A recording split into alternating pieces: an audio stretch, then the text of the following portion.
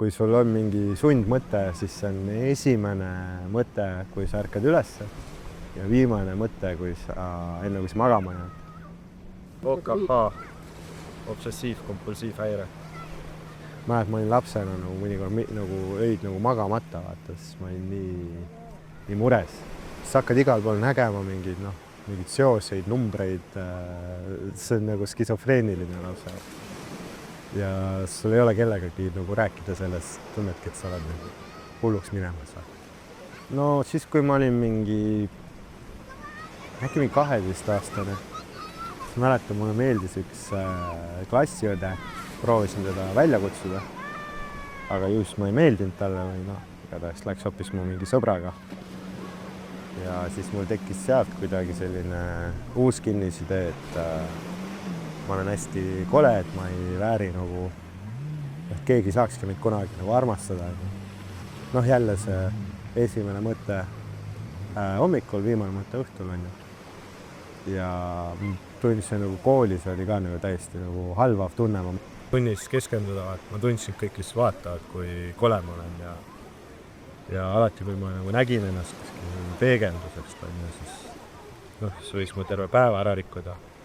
Siis ma hakkasin lugema selle OKH kohta, et ütleski, et tavaliselt mingi 20. lõpus ta lähebki nagu hullemaks, kui sellega ei tegeleta.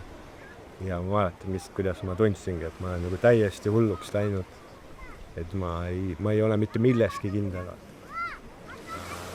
Et see on täiesti jube tunne, et kui sul puudub igasugune meelekindlus või jalgealune nagu emotsionaalselt.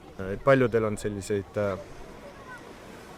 OKH justkui nagu tunnuseid, aga neil ei ole päriselt häiret. Ütleme, et lähed kodunt ära, mõtled, et kurat, kas äkki pliit jäi käima.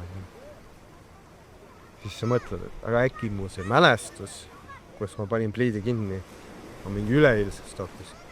Et äkki ma täna ei ole pliiti kinni pannud. Kui sul on nagu ärevam aju või aktiivsem, siis sa nagu sõidad nagu või jalutad 4 kilomeetrit koju tagasi. Lihtsalt et veenduda selles, mis sa tegelikult tead ju, et sa panid kinni. Siis lähed vaatad, kus panin kinni. 4 aastat tagasi üks sõber sai surma. Ja siis mul pärast seda on mingi selline tikk tekkinud, et